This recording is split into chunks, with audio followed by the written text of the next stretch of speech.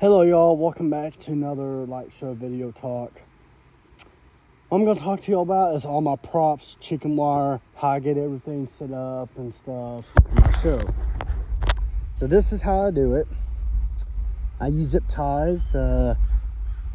I've used zip ties for years. They've held my props up. They do a very good job with my props and stuff. I don't want to get my license plate. As you can see, it just goes, it goes up, lined up along the tree. And like I said, this one's probably going to have 6 channels on here. So 6 channels, I can really just go, I can just have them go, I can really just have them like boom, boom, boom. I can have them chase up and down and stuff. So these are just basically like my big talking points of the show. I can have them, if I wanted to, I can have them like talking.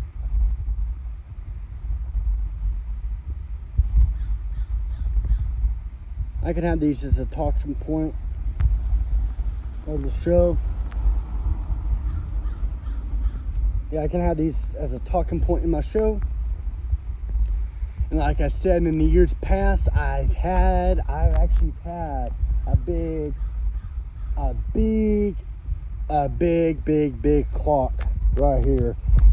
And what I did is I ran one string right here. It went 11 o'clock. It went 12 o'clock, and I think it went 1 o'clock, and it went 3 o'clock. So it made a big thing pretty much right here. But then I decided, you know what, that doesn't look good in my show. So I didn't do it for a few years. And yeah. But this is going to have 6 channels probably on it. And 6 channels, I can program it how I want. I can make it go fade up. I can make it go like a bouncing pole. Ooh, yeah. I can make it go... I can make it go bounce like there's a bouncing pole and stuff. I can make it do like that. Alright. So before my phone battery drains, these are the show controllers. These are the show controllers. They're a lot of Rama. This one's actually metal. This one actually is very metal. I got 3 of them. I got one that's a professional series, and then over here we got the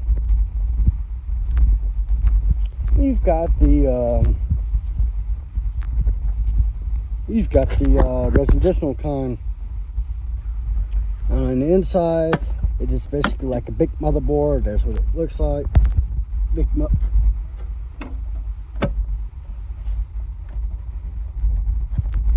I'll fix it later.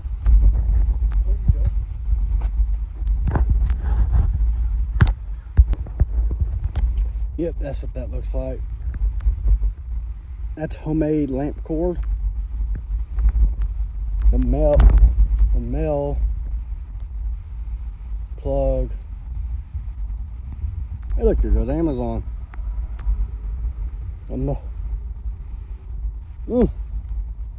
I do get a lot of my lights from Amazon too. I get commercialized lights from them. That's what the female looks like. I think that's the female. Yeah, I think that's the female. The male goes into the plugs. Yeah, there's Amazon.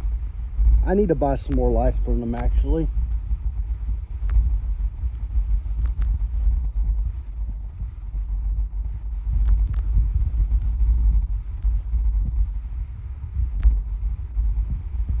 There's my other light on my controller. Yeah. There goes the Amazon guy. I'm not going to show you him right now. So this in the total channels I have is like 48 outputs per outlet and stuff.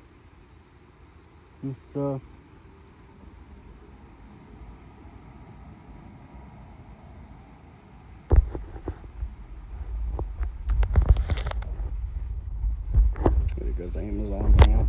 I'll probably end up ordering some more stuff from them, more Halloween light. I'll probably get some commercialized Halloween lights, actually, probably. And here's how it works. You got your main power coming in from the thing. And I got this held up by like zip ties, y'all. Yes, some heavy duty zip ties, hyper tough. Yeah, so you can see I got this held up. This is actually a homemade controller stand. Y'all don't have to really buy a controller stand for these things. You can just basically make your homemade one. And as you can see, I got an example for you. Channel going out and that way. And you can see this is LOR2. I do name my essential cord, not very often, but I try to name my essential cords. This year I may start color coding them or somehow to keep them from getting all tangled up and stuff. I don't know who that color is, but yeah, that's how it works. And then in here you got your data cable going. You got your data cable going right down there inside of here.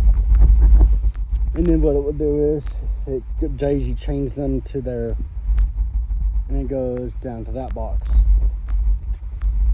In there, in my nanny's room, there is an MP3 player. I have it on an SD card.